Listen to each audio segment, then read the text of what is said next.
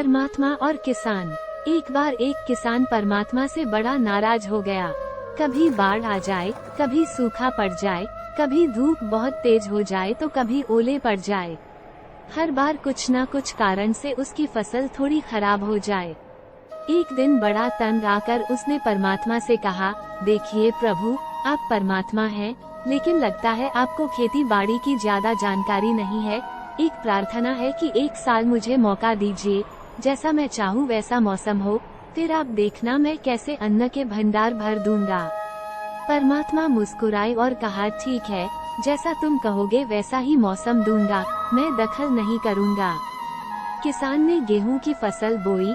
जब धूप चाही तब धूप मिली, जब पानी तब पानी। तेज धूप, ओले, बाढ़, आंधी तो उसने आने ही नहीं दी। समय के साथ फसल बढ़ी और किसान की खुशी भी, क्योंकि ऐसी फसल तो आज तक नहीं हुई थी। किसान ने मन ही मन सोचा, अब पता चलेगा परमात्मा को कि फसल कैसे करते हैं। बेकार ही इतने बरस हम किसानों को परेशान करते रहे। फसल काटने का समय भी आया। किसान बड़े गर्व से फसल काटने गया, लेकिन जैसे ही फसल काटने लगा, एकदम से छाती पर हाथ रख कर बैठ गया। गेहूं की एक भी बाली के अंदर गेहूं नहीं था, सारी बालियां अंदर से खाली थी। बड़ा दुखी होकर उसने परमात्मा से कहा, प्रभु ये क्या हुआ? तब परमात्मा बोले, ये तो होना ही था, तुमने पौधों को संघर्ष का जरा सा भी मौका नहीं दिया।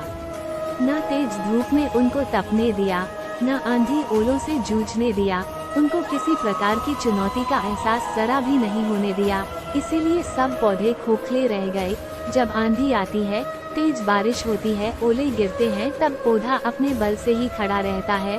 वो अपना अस्तित्व बचाने का संघर्ष करता है, और इस संघर्ष से जो बल पैदा होता है वो ही उसे शक्ति देता है, ऊर्जा देता है, उसकी जीवटता को उभारता है।